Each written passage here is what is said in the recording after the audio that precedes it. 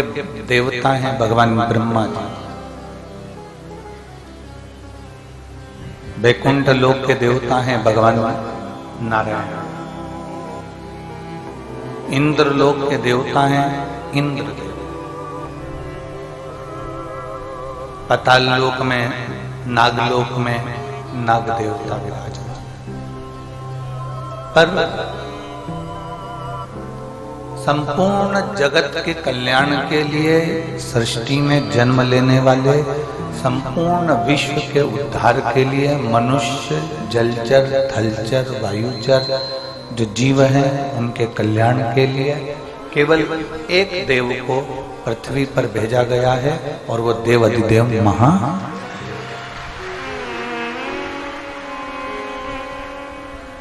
केवल एक देव पृथ्वी पर है, एक देव पृथ्वी पर विराजमान। मीठा से रखी ना, एक देव पृथ्वी पर है और वो एक देव देवाधिदेव महादेव है, जिनको मृत्यु लोक में चोंगे जैसी आवाज आ रही थी,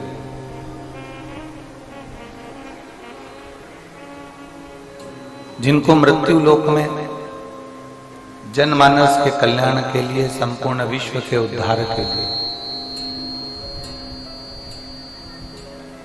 एक एक जीव के कल्याण हेतु उनको इस मृत्यु लोक में भेजा गया, संसार सागर में भेजा गया।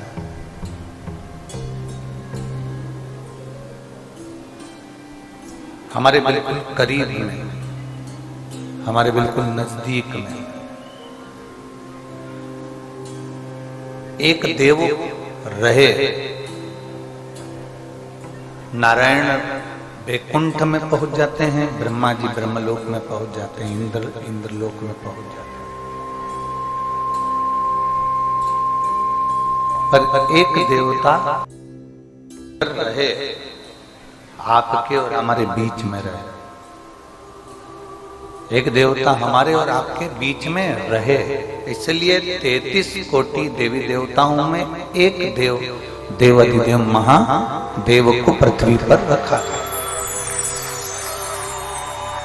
एक देव को पृथ्वी पर रखा गया कि ये संसार के जितने जीव हैं, मनुष्य हो चाहे जलचर हो, चाहे थलचर हो, चाहे वायुचर हो, जितने जीव हैं, इन जीवों को एक बल प्रदान करें,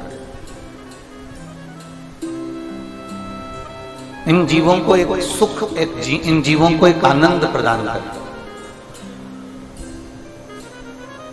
इसलिए उसका एक नाम महामृत्युंजय भी कहा गया। गला पकड़ रहा है बाबा, उसका एक नाम महामृत्युंजय भी कहा गया। महामृत्युंजय से मतलब है कि जिंदगी में जब आप तकलीफ में हैं, जब आप जीवन में दुख की घड़ी में हैं, तकलीफ में हैं, कष्ट में हैं, या आप कहीं ना कहीं किसी ना किसी रूप में कष्ट का जीवन जी रहे हैं, उस समय पर शंकर को याद करना यह आपका क्रम है। शिव का स्मरण करना।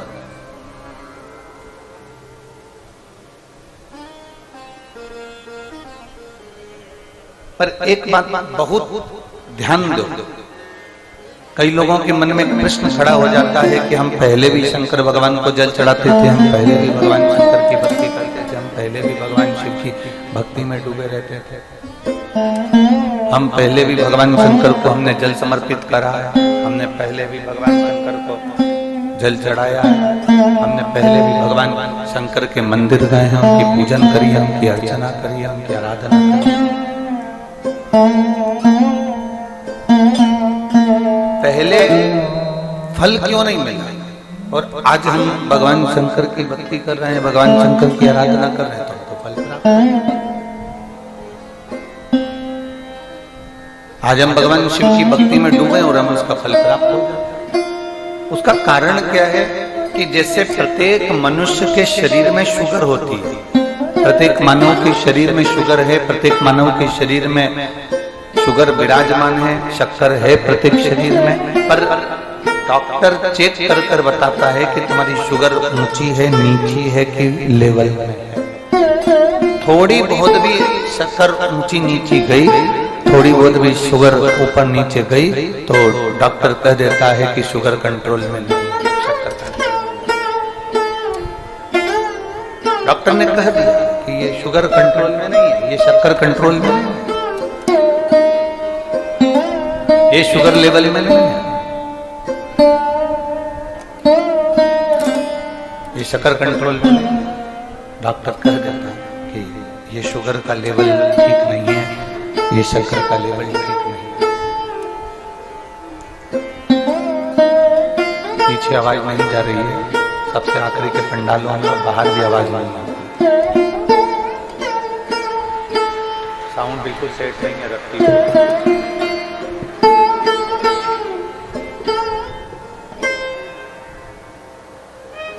शुगर का लेवल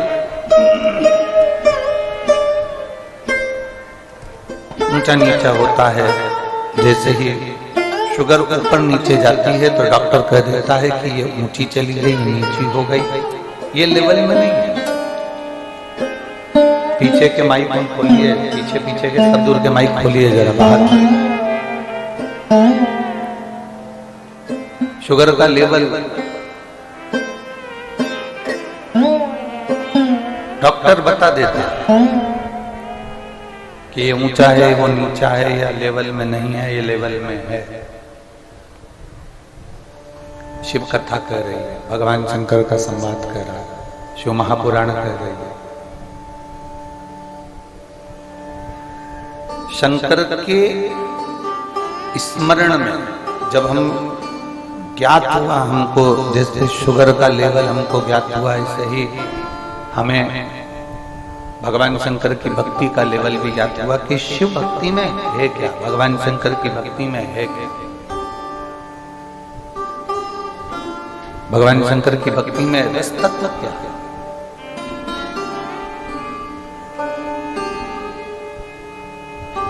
और जब हमें ज्ञात हो गया कि ये अशोक सुंदरी का स्थान है, ये गणेश जी का स्थान है, ये कार्तिकेय जी का स्थान है, ये माँ पार्वती जी का स्थान है, ये शिवलिंग शंकर का स्थान है, ऊपर से जो जल एक एक बूंद टपक रहा है, ये भगवान शंकर की 5 लड़कियों का स्थान है। जब हमें ज्ञात हो गया तो हमको अनुभव हुआ कि हम अगर इस स्थान पर जल समर्पित करते हैं या इस स्थान पर हम पहुंचते हैं या हम भगवान शंकर की ऐसी भक्ति को अगर हम प्राप्त करते हैं तो बाबा हमारा सुनेगा, ये निश्चित है। और बाबा सुनकर हमारी झोली खुशियों से भरेगा, ये निश्चित है।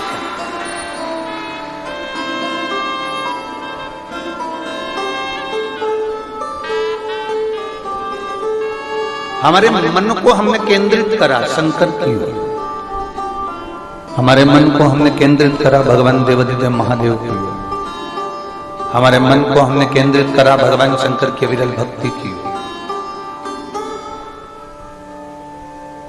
एक कपास रुई, कपास में आग लगाओगे कितनी देर लगेगी जलने में? जम के बोलो जरा जल्दी से। एक क्षण।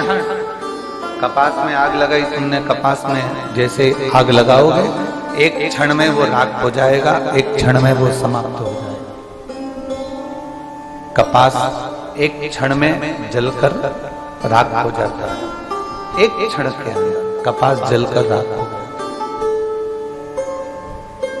और यदि कपास में, रुई में, कपास में आपने घी लगा लिया, कपास में रुई में अगर वो घी मिल गया, कपास में रुई में अगर आपने वो घी डुबो दिया, फिर वो एक क्षण में जल जाएगा क्या? बोलो बोलो जमते बोलो, जलेगा नहीं। वो एक क्षण में जलने वाला नहीं है, वो एक क्षण में समाप्त होने वाला नहीं है। फिर वो घंटों तक, 15 मिनट, 10 मिनट, 5 मिनट, 20 मिनट, जितना उसमें घी है उतना वो, जितना उसमें ग्रत है फिर उस हिसाब से,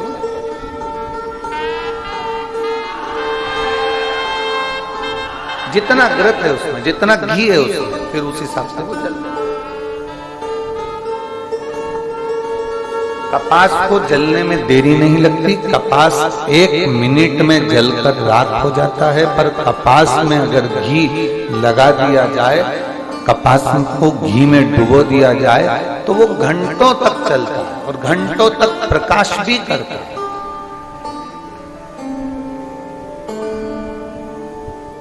आप और हम सब कपास हैं। दुनिया के तानों से, दुनिया के शब्द से, दुनिया की गाली से, दुनिया के आड़े टेढ़े विचारों से, दुनिया के तानों से, दुनिया के अपशब्द से हम तुरंत जल जाते हैं। तुरंत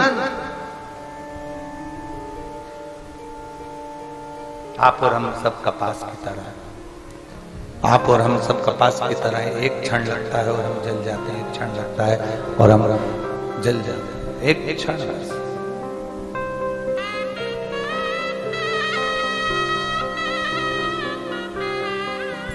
तुरंत क्रोध आएगा, तुरंत अपशब्द निकल जाएगा, तुरंत किसी ने कुछ कहा और तुरंत हमारे मुंह से अपशब्द निकल गया, तुरंत कुछ ताने निकल गए,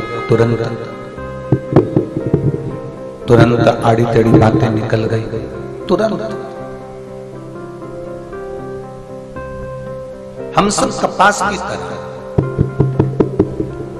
कपास की तरह हमारा जीवन। अब कपास को राख होने में एक क्षण लगता है। प्रेशर खोलो अंदर का, बाहर के भी प्रेशर खोल के लगो सबके लिए। कपास को राख होने में एक क्षण लगता है, एक क्षण। पर उस कपास को घी में डुबो दो, घी में डाल दो, तो वो कपास बहुत लंबा चलता रहता है और वो कपास फिर राख नहीं होता, फिर वो कपास घी में डूबने के बाद अंधेरे में भी प्रकाश कर देता है और दुनिया में भी प्रकाश कर देता है।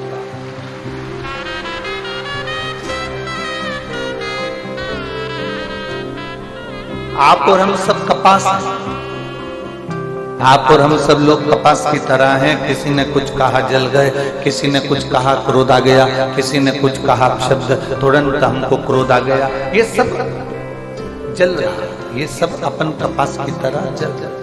पर जब से आपने शिव महापुराण के घी में डुबकी लगाई है, जब से कपास को घी में डाला गया है, तब से कपास जलता तो है पर दुनिया में प्रकाश करता है। वो स्वयं राख नहीं, वो स्वयं राख नहीं। तेरी कृपा बिना न हिले एक भी अणु, लेते हैं श्वास तेरी कृपा से। बखान क्या करूं मैं राखों के का, चपटी भभूत में खजाना कुबेर का। हे गंगाधार मुक्तिवार ओंकार तू, भोले ओंकार तू। आयो शरण तिहारी शंभु तार तार तू। बखान क्या करूं मैं राखों के ढेर का, चपटी भभूत में खजाना कुबेर का। हे गंगाधार मुक्ति द्वार ओंकार तू, भोले ओंकार तू। आयो शरण तिहारी शंभु तार तार तू। एक शिव पुराण के घी में शंकर की ये पुराण, शिव पुराण एक घी का काम करती है, एक घृत का काम करती है। इसमें ये शरीर, इसमें ये चित्त, इसमें ये मन, ये कपास की तरह जो ये शरीर है, कपास की तरह जो मन है, कपास की तरह ये जीवन है, इसको अपन ने वो डुबो दिया उस चोंगे जैसी आवाज आ रही है, उसको सेट तो करो, बेस वगैरह डालकर उसको सेटिंग तो करिए। कपास को आपने शिव पुराण रूपी घृत में उसको डुबो दिया।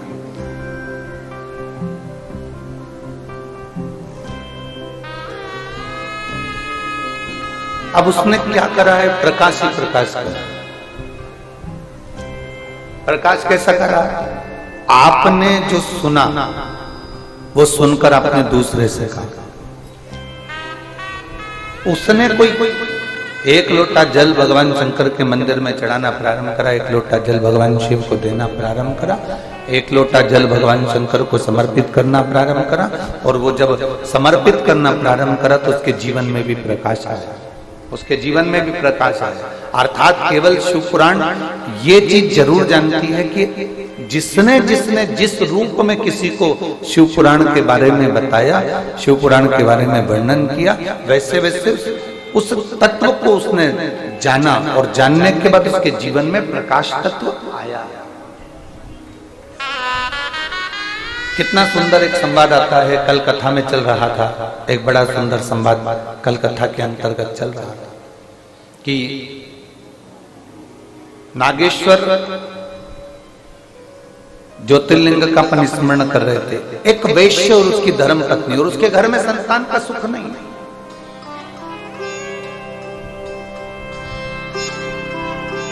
उसके घर में औलाद का सुख नहीं है।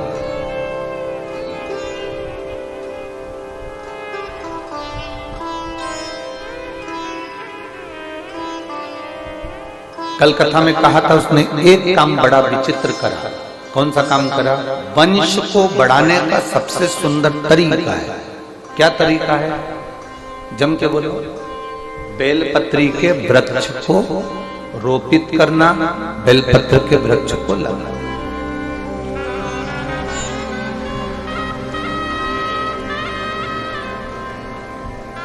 यहां जितने बैठे हैं, जितने आस्था चैनल पर कथा सुन रहे हैं, जितने फेसबुक पर कथा सुन रहे हैं, जितने लोग इस पवित्र कथा का तत्व ग्रहण कर रहे हैं, उनसे एक बात जरूर कहेंगे कि बेलपत्र का वृक्ष, ये जरूरी नहीं कि आपके घर में औलाद है तो आप बेलपत्री का वृक्ष नहीं लगाएंगे। आपके घर में भरा पूरा परिवार है तो आप बेलपत्री का वृक्ष नहीं लगाएंगे ना।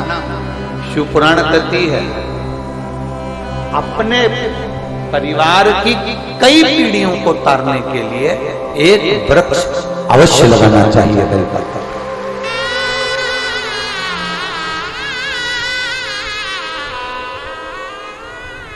एक वृक्ष बेलपत्र का अवश्य लगा, और इतना छोटा सा वृक्ष नहीं जिसको रोपित कर दिया और बाद में बकरी खा गई। बहुत सारा वृक्षारोपण होता है, बहुत सारा, और बहुत सारे वृक्षारोपण में, बहुत सारे वृक्षारोपण जब होता है, उस वृक्षारोपण में जब वृक्षारोपण किया जाता है तब तो मालूम पड़े बहुत खर्चा भी होता है, सारी व्यवस्था भी होती है, सब कुछ होता है, फोटो भी बहुत सारे खिंचाते हैं, और बाद में उस वहां से निकल कर जाओ तो मालूम पड़ता है वो वृक्ष ही गायब हो जाता। ऐसा वृक्षारोपण नहीं चाहिए।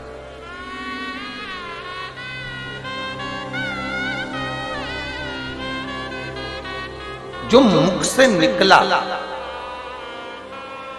जो आपने किया, वो दिखना भी चाहिए। जो आपने किया उसको दिखाना भी चाहिए, उसको दिखना भी चाहिए।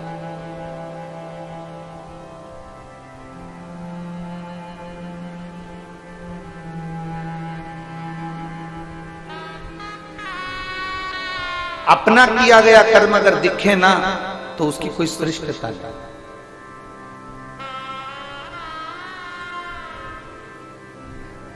महाराज यहां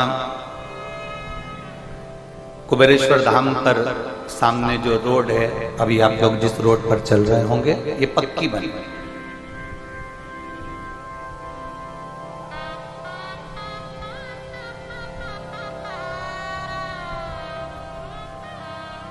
मैं माननीय सीहोर विधायक सुदेश जी राय जी को इसलिए धन्यवाद दूंगा क्योंकि हमने जब उनसे कहा कि ये रोड का नापतोल सही नहीं हो रहा है और ये रोड जो है ठीक नहीं है, फिर वो बैठे साथ में माननीय कलेक्टर महोदय को धन्यवाद दूंगा सीहोर के, जिन्होंने फिर इस रोड के लिए मैप तैयार करा।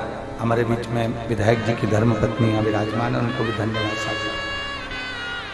माननीय कलेक्टर महोदय जी ने इस रोड मैप को तैयार करा और रोड मैप तैयार होकर फिर ये भोपाल गया और भोपाल से सील साइन होकर फिर यहाँ आया।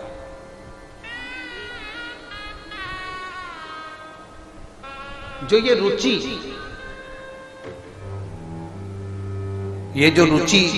माननीय कलेक्टर महोदय जी को, ये जो रुचि उत्पन्न हुई इस रोड के निर्माण की, माननीय विधायक महोदय जी को, एसडीएम जी को, एसपी सर को, जो कमिश्नर आदि जितने भी अधिकारी हैं, उन्होंने इसको जब निश्चित किया तो वो सामने दिखा। आप जितना करते हैं वो सम्मुख में दिखना चाहिए। एक वृक्ष लगाओ, 10 लगाने की जरूरत नहीं है। कितना लगाओ? जम के बोलो जरा, एक। पर निवेदन तुमसे इतना सा है कि वो एक वृक्ष तुम्हारा साल में दिखना चाहिए।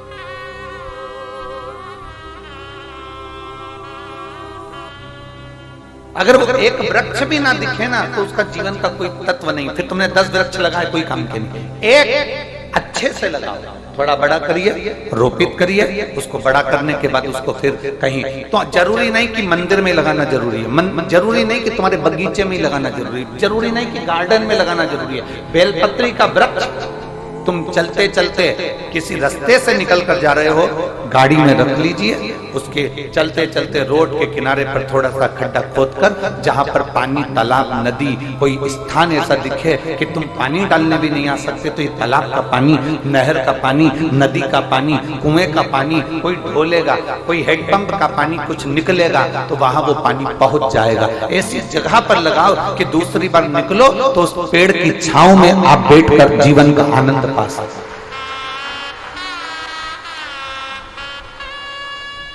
उस वृक्ष की छांव में बैठकर आप अपने जीवन का आनंद पा सकते। कितना सुंदर संवाद है। शिव महापुराण की कथा कहती है, देवराज नाम का ब्राह्मण, जिसने कभी धर्म नहीं करा, जिसने कभी सत्कर्म नहीं करा, जिसने कभी भगवान का भजन नहीं किया, जिसने कभी अच्छा काम नहीं किया, ब्राह्मण कुल में जन्म लेने के बाद भी देवराज ने अच्छा कर्म नहीं किया। ब्राह्मण कुल में जन्म लेने के बाद भी देवराज ने कोई अच्छा काम नहीं किया। ब्राह्मण कुल में जन्म लेने के बाद भी देवराज कोई श्रेष्ठ कर्म नहीं कर पाया। ब्राह्मण कुल में जन्म लेने के बाद भी देवराज ने कोई अच्छा काम नहीं किया। शिव पुराण कहती है, अगर आपको कुर्सी मिली है, पद मिला है, प्रतिष्ठा मिली है, आप जिस कुर्सी पर बैठे हो, जिंदगी में बहुत कुछ करना, पर उस कुर्सी पर बैठकर एक काम जरूर करना कि हमारा आने वाला जीवन भी सवर जाए और हमारा आने वाला जन्म भी सवर जाए। ऐसा कुछ कर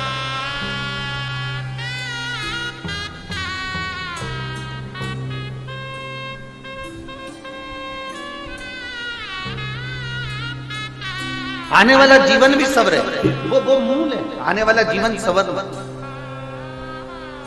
मैं माननीय कलेक्टर महोदय जी सीहोर को धन्यवाद दूंगा। आपने बहुत रोड बनवाए होंगे, बहुत कुछ करा होगा, पर ये कुबरेश्वर बाबा की धरा का जो रोड है, ये जो बनवाया है, ये एक जन्म का नहीं, आपने कई जन्मों का पुण्य इकट्ठा कर उसको निर्मित करवाया। बहुत बहुत। और इसमें फिर विधायक महोदय हो, सांसद महोदय, जो भी उसमें सहयोगी हैं, वो एक आनंद का सुख का श्रेष्ठ कर्म। एक पौधा लगाओ।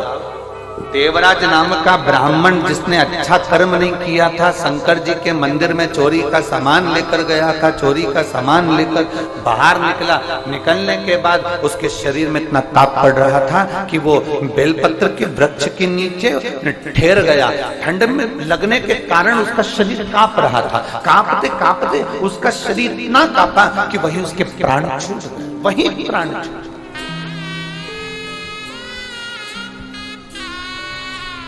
उसी पल उसके प्राण छूट गए।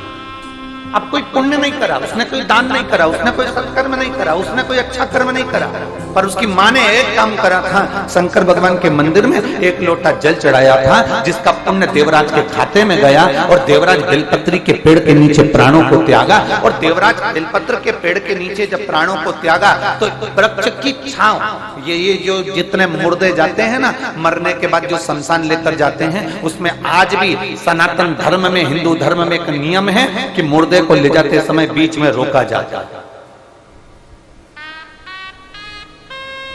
सनातन हिंदू धर्म में आज भी नियम है कि मुर्दे को लेकर जाते हैं, शमशान लेकर जाते हैं तो मुर्दे को एक जगह पर रोकते हैं। अब दुनिया के लोगों को तो मालूम नहीं कि क्यों रोकते हैं, पर उसका प्रमाण शिव महापुराण के अंतर्गत आता है कि देवराज बेलपत्री के वृक्ष के नीचे जब रुका, चोरी का धन ले जाते समय बेलपत्र के वृक्ष के नीचे रुकता है तो उसके प्राण छूटते हैं, और शंकर भगवान उसको कैलाश लेकर चले जाते हैं। ये शास्त्र स्मरण करता है, ये हमारा शिव पुराण कहता है। इसलिए मुर्दे को भी बीच राह में बेलपत्री का वृक्ष देखकर थोड़ी देर रोका जाता था कि कैसा भी पापी जीव हो, कम से कम बेलपत्री की छांव पड़ेगी तो तर जाएगा, इसलिए उसको रोका जाता।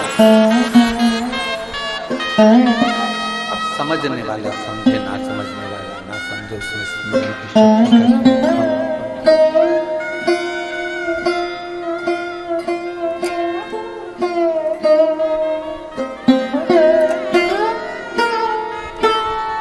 कुछ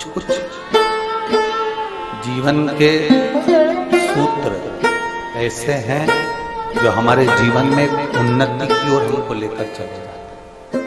कुछ सूत्र हमारे जीवन के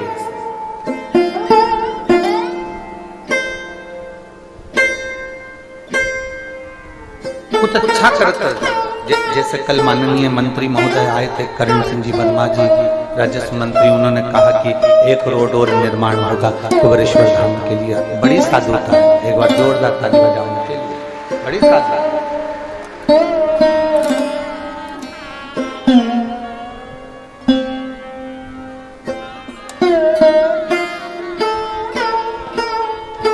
और शंभो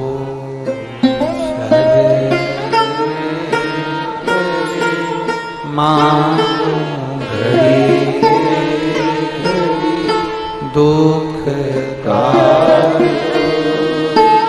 दया करी दर्शन शंभो शरण मांगू घड़ी दुख काटो दया करी दर्शन।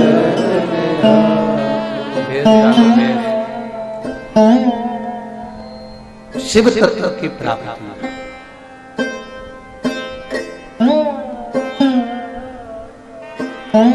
अच्छा करते चलो, अपने जीवन में कुछ श्रेष्ठ कर्म करते चलो, अपने जीवन में कुछ अच्छा करते चलिए। मिठास नहीं आ रही है साउंड में, बिल्कुल गला पकड़ रहा है, खींच रहा है, वो बोल नहीं।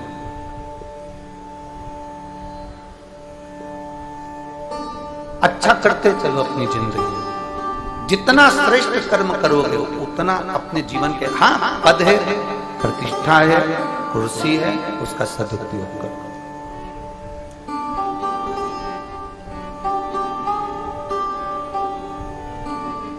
जो दिया भगवान ने उसका सदुपयोग करो।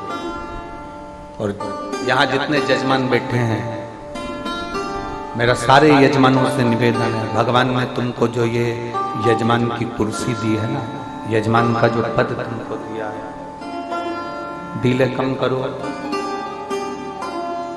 यजमान का जो पद दिया है तुमको, यजमान पद की कुर्सी जो दी है, यजमान पद की जो प्रतिष्ठा तुमको दी है,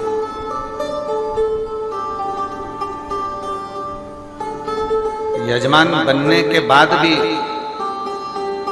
तुम केवल कथा नहीं सुनना है, केवल यजमान बनने के बाद केवल आपको भोजन ग्रहण नहीं करना है। यजमान बनने के बाद आपको काम करना है कि रसोई घर में जाकर, जहाँ भोजन भंडारा हो रहा है, वहां खड़े होकर परसकारी भी करना है। झाड़ू उठाकर कहीं एक स्थान की झाड़ू की लगना,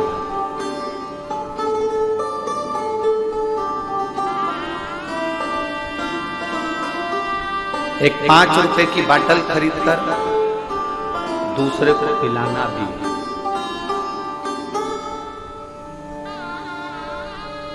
अपना भोजन करने से पहले अपने साथ अगर कोई 5-10 लोग आए हैं या कोई दूसरा भी बैठा है तो पहले उसको थाली देना है कि तुम जीमो, मैं मेरी लगा कर लाता हूं, मैं बैठ जाऊं।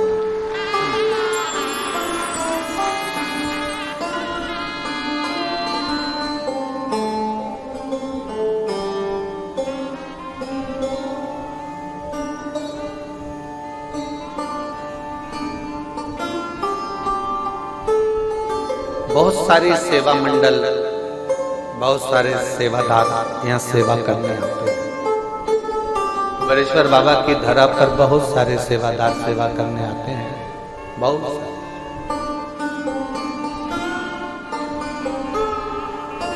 कुछ सेवादार ऐसे आते हैं कि जिनको ना फोटो से मतलब होता है, ना नाम से मतलब होता है। वो आए 2 दिन पहले अपने काम में लग जाते हैं, सेवा करते हैं।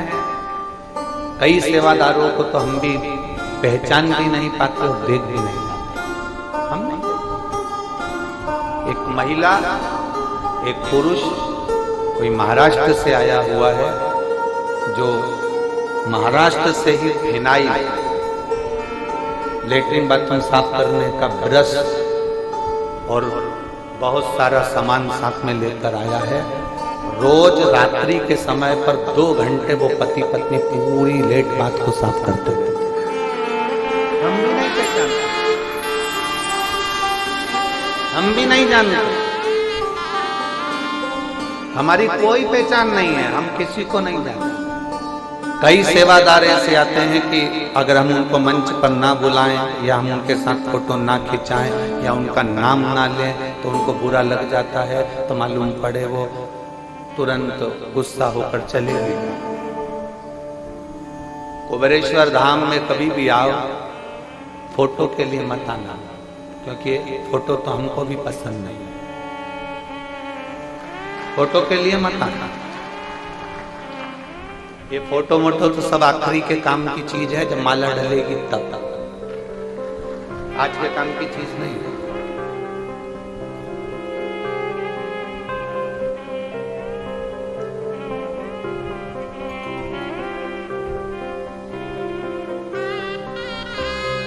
आप मानेंगे नहीं, आप मेरी बहनें हैं, बेटियां हैं, मेरे जीजा उन बैठे हैं, मेरे भाई बैठे हैं। हमारे पास बहुत सूचना आती है, बड़े बड़े आयोजन होते हैं, गुरुजी कोई किसी को बुला रहा है, कोई किसी को बुला रहा है, कोई किसी को बुला रहा है, कोई बहुत इनको बुला रहे हैं, कोई उनको बुला रहे हैं। आप किसी को क्यों नहीं बुलाते? हमने कहा हमने जिसको बुलाया वो आ जाता है, बस उतना काफी है। जिसको बुलाया है, जिसकी प्रतीक्षा जिंदगी भर है और मरते दम तक प्राण छूटेंगे उस समय तक उसकी प्रतीक्षा करेंगे कि एक बार तो अंतिम समय में दर्शन दे मेरे सामने, वो आए। दुनिया को बुलाता है क्या? उसने उसको बुलाया, उसने उसको बुलाया, तुम किसी को ना बुला रहे। हम तुझसे मिलने के लिए तेरी कसम, तुझसे मिलने के लिए तेरी कसम, एक मुलाकात जरूरी, एक मुलाकात उस शंकर से। जैसे हरिद्वार में नीलकंठ पर गाड़ी पलटी और वो गंगा जी में जा रही थी और दोनों पति पत्नी ने आकर पीली साड़ी, सफेद धोती, दाढ़ी सफेद, हाथ का टेका देकर बाहर निकाल दिया। ऐसा दर्शन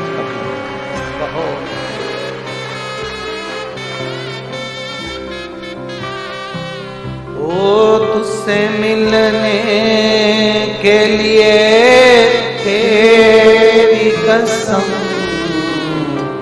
एक मुलाकात जरूरी। अंत समय में भी बस वो दीदार,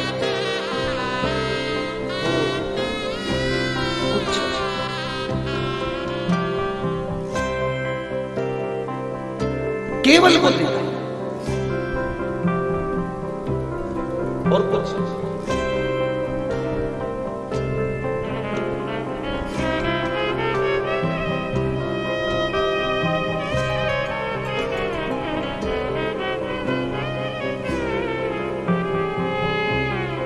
एक क्षण उसका दीदार हो जाए ना, 7 दिन की कथा में आप लोग आए हो ना, बैग ले लेकर, जहां सोते हो ना, जहां जाते हो ना, इस कुबेरेश्वर धाम की पवित्र कंकर शंकर की भूमि पर जहां घूमते हो ना, एक दीदार उस परमात्मा का करने का प्रयास कर। तुम जिद पकड़ कर रखना, जिद पकड़ोगे सुनेगा। एक पत्र है,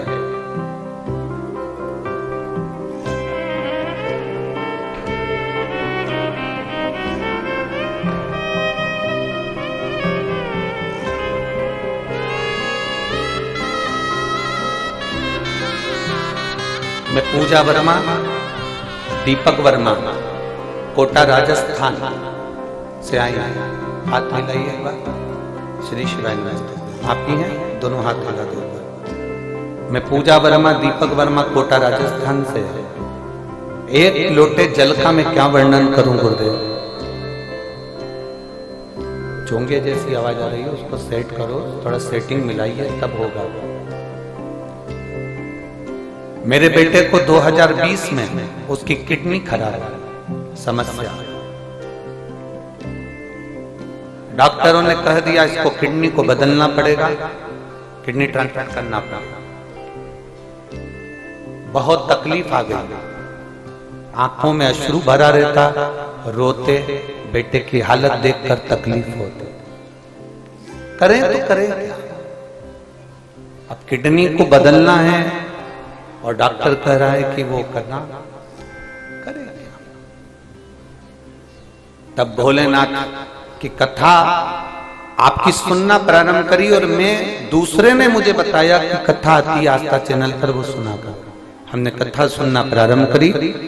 बाबा पर भरोसा करा, पशुपति व्रत किया, जल चढ़ाकर बेटे को दिया, बेलपत्र लाकर खिलाना प्रारंभ किया। ठीक नहीं हुआ, पर आप कहते हो भटकना नहीं, विश्वास पक्का रखना, सुनेगा जरूर। थोड़ी फाइल मोटी हो सकती है पर फाइल निपटाएगा जरूर, ये पक्का। हमने भी नहीं छोड़ा उसका दरवाजा, हम नहीं छोड़ा उसका द्वार, हमने नहीं छोड़ा, लगे रहे उसके दरवाजे पर। और बाबा की ऐसी कृपा हुई गुरुदेव कि जो किडनी बदलना थी, हमने उसको जल पिलाकर, बेलपत्र खिलाकर, हमने बाबा की फिर 1 महीने बाद जांच कराई तो पता चला कि उसकी किडनी ने काम करना प्रारंभ कर दिया। अब उसे किडनी बदलने की जरूरत नहीं। हाथ हिला दो, श्री शिवाय नमस्ते। उसके लिए एक बेलपत्र ले जाए, आ जाओ।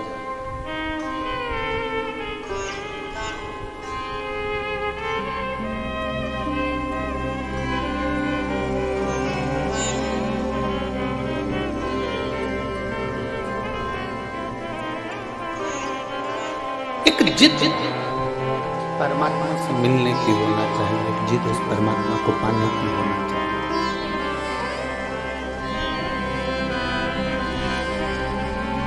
एक जिद उस परमात्मा को प्राप्त करने की होना चाहिए। बस केवल यही तो बक्से तुम्हारे गड़बड़ पड़ना है, बाकी के बक्से हम तो ठीक हैं जो चल रहे हैं। एक जिद परमात्मा को पाने की होना चाहिए, परमात्मा को प्राप्त करने की होना चाहिए। और जिस समय आप भगवान को पाने की जिद पकड़ लोगे, आप परमात्मा को पाने की जिस समय जिद पकड़ लोगे, उस समय परमात्मा को तुम्हें दर्शन देने के लिए आना ही पड़ेगा और तुम्हारा दुख मिटाने आना है।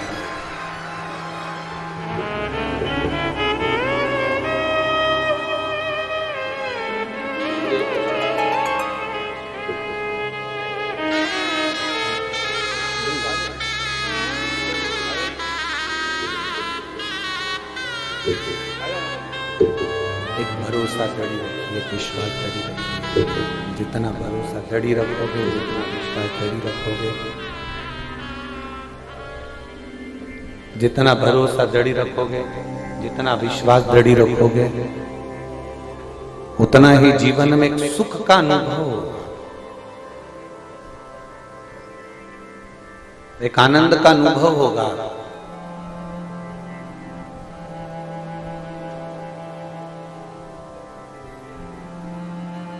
कभी आपके जीवन में आप ये कभी मत सोचना कि मैं इतनी मेहनत कर रहा हूं और मेरा ये काम नहीं हो रहा। कभी मत सोचो कि ये नहीं हो रहा। इतनी लगनता से काम करो, इतनी मेहनत करो, इतनी विद्या अध्ययन करो, इतना पढ़ो, इतना पढ़ो, इतना विद्या अध्ययन करो, इतनी मेहनत करो कि जो ठप दुकान है जो कभी नहीं चलती, उसमें दिन रात मेहनत करो, वो दुकान भी एक दिन चल कर माने। कर्म करो ही नहीं और फल की इच्छा लेकर बैठ जाओ तो ये श्रेष्ठता नहीं। मेहनत करिए, उसका फल जरूर, कर्म करिए, उसका फल जरूर। आप जितना मेहनत करेंगे, जितना कर्म करेंगे, उसका फल आपको अवश्य प्राप्त होगा, अवश्य।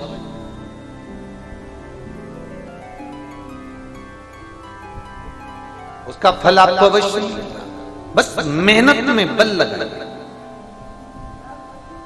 अब जितनी मेहनत तुम दुकान में कर रहे हो कमाने के लिए, जितनी मेहनत तुम बेटी के संबंध को पक्का करने के लिए कर रहे हो, जितनी मेहनत तुम लड़के के लिए लड़की ढूंढने की कर रहे हो, जितनी मेहनत तुम मकान बनाने में कर रहे हो, जितनी मेहनत तुम प्लाट खरीदने में कर रहे हो, जितनी मेहनत तुम रिश्तों को जोड़ने में कर रहे हो, जितनी मेहनत तुम कपड़ा बनाने में कर रहे हो, जितनी मेहनत तुम जेवर आभूषण बनाने में कर रहे हो, जितनी मेहनत तुम कुछ सामग्री बनाने में कर रहे हो, जितनी मेहनत तुम रोटी बनाने में कर रहे हो, उतनी मेहनत तुम्हारी उस परमात्मा को पाने के लिए भी होना चाहिए कि वो मुझे मिले।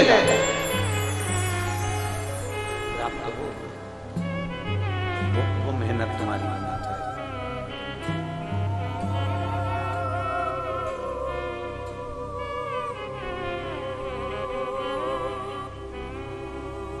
अब हमारे यहाँ के विधायक जी की धर्मपत्नी बैठी हैं, कलेक्टर साहब जी की माता जी बैठी हैं, और भी बहुत सारे अतिथिगण यहाँ बैठे हुए हैं, जजमान भी बैठे। और इन सब अतिथिगणों से और सीहोर में भी जाकर पूछना, इतने सारे अतिथि हैं, इतने सारे बहुत सारे धनपति करोड़पति सब शहर के अंदर भी रहते हैं। कभी किसी से पूछना कि कुबेरेश्वर धाम की कोई पत्रिका, रुद्राक्ष उत्सव की कोई पत्रिका, कोई लेटर आपके पास में पत्रिका के रूप में कभी जिंदगी में आया है? पूछना कभी जाता। किसी के यहाँ कुबेरेश्वर धाम का रुद्राक्ष उत्सव का कोई पत्र नहीं भेजा जाता। कारण शंकर के पास जाने के लिए पत्र की जरूरत नहीं होती, पात्रता की जरूरत होती।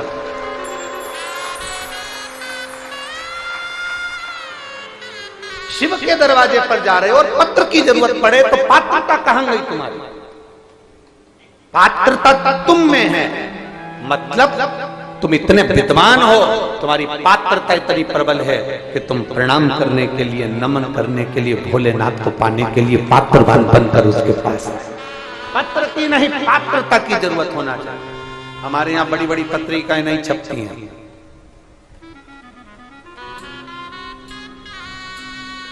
हमारे यहाँ बड़े बड़े निमंत्रण पत्र नहीं छपते। बाबा के दरवाजे का बस केवल टीवी के माध्यम से हम आपको बोल देते हैं कि तुम्हारे मायके में आयोजन है, और मेरी जीजियां पोटला बांध बांध के मायके आ जाती हैं।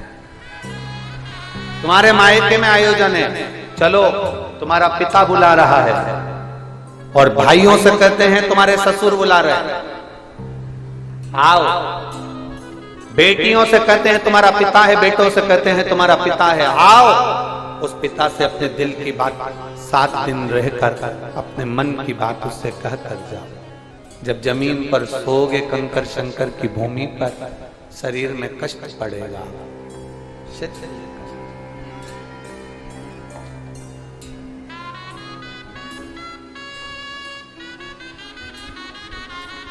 शरीर में कष्ट पड़ेगा।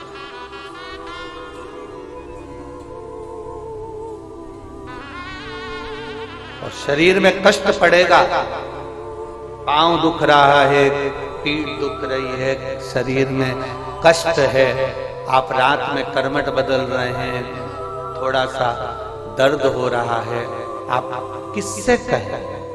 जो कंकर पर सोए हो वो कुबेरेश्वर धाम का शंकर है, वो आपके दिल की आह सुनकर आपको ठीक कर भेजे। कुबेरेश्वर धाम का कंकर नहीं, वो शंकर है, आपके आहा सुनकर वो आपको ठीक कर कर भेजता।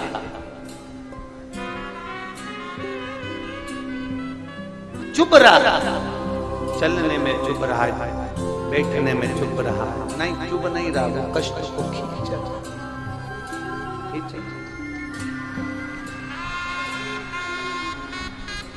जितना आपके हम कहें, आप सब तो बहुत सबकी सब बहुत आनंद में हो। 12 ज्योतिर्लिंग में से नागेश्वर की कथा का स्मरण हम कर रहे हैं। वैश्य और वैश्य की धर्मपत्नी के घर औलाद नहीं, उसने एक बेलपत्री का वृक्ष का काम किया, बेलपत्र का वृक्ष लगाना प्रारंभ किया। बेलपत्र का वृक्ष लगाते लगाते लगाते लगाते शिव की कृपा एक दिन ऐसी हो गई कि पत्नी का गर्भ ठहर गया और उसके गर्भ से बेटे ने जन्म लिया। बेटे ने जन्म लिया जिसका नाम रमेश हुआ। बेटा जन्मा, उसका नाम रमेश हुआ।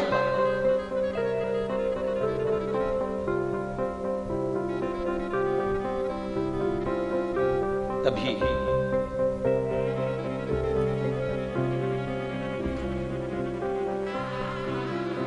माता पिता बच्चे को खिलौना क्या देते हैं? आज के जमाने में और पूर्व समय के खिलौने में अंतर आ गया। पहले के बच्चों को खिलौने में गाड़ी दी जाती थी 3 पहिए की। पहले के समय के खिलौने में बच्चे को झुनझुना दिया जाता था। पहले के समय के खिलौने में गेंद दी जाती थी। आज के जमाने में माँ बाप अपने बच्चे को खिलौने की दुकान पर ले जाएं और खिलौने की दुकान के सारे खिलौने रख दिए जाएं, तो आज की औलाद झुनझुना नहीं उठाती, सामान नहीं उठाती, केवल बंदूक उठाती है। खिलौने में से भी बच्चे बंदूक उठाएंगे। होली पर पिचकारियां ढेर आती हैं, उन पिचकारियों को खरीदने के लिए बच्चों को लेकर जाओ तो वो बंदूक ही उठाएंगे पिचकारी।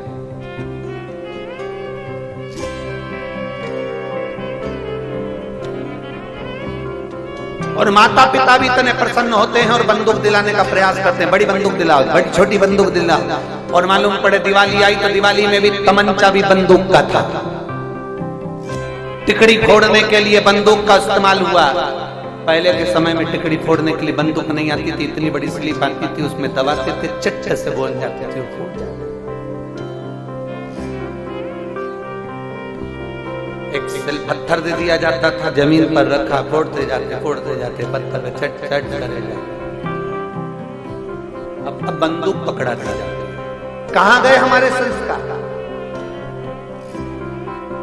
कहां गए? शिव पुराण ने बस उसी को थोड़ा सा बदलने का प्रयास करा। उसको बदलिए शिव पुराण, उसको बदलने का प्रयास किया। आज बच्चों के हाथ से बंदूक को छुड़ाकर गांव के बच्चे के हाथ में एक लोटा जल पकड़ाया है शिव पुराण।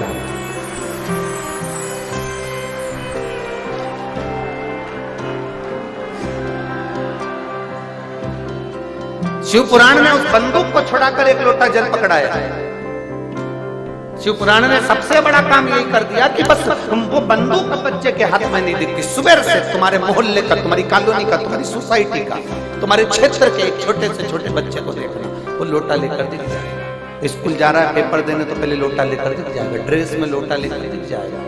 मंदिर में तुम्हें जितना ज्ञान नहीं होगा शंकर को जल चढ़ाने का, उतना ज्ञान छोटे छोटे बच्चों को है। यहाँ गणेश जी है, यहाँ कार्तिकेय है, यहाँ सुख सुंदरी, यहाँ पार्वती जी, यहाँ शंकर जी, और छोटे छोटे बच्चे शंकर जी के शिवलिंग को ऐसे मलते हैं जैसे अपने बाप से एक बेटा रगड़ कर आनंद कर कर बात कर गले लगा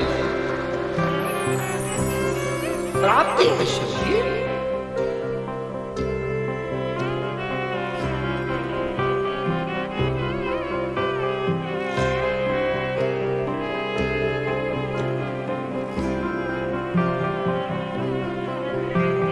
हम भूल गए एक अयोध्या में एक भाई मिले थे अयोध्या, जब हम राम जी की प्राण प्रतिष्ठा महोत्सव में पहुंचे थे।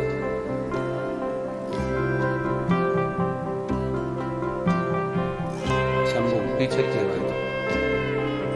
एलईडी बंद है कि आवाज बंद है?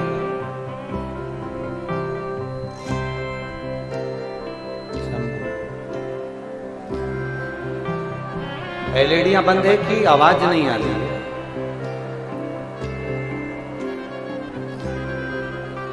शंभु शरणे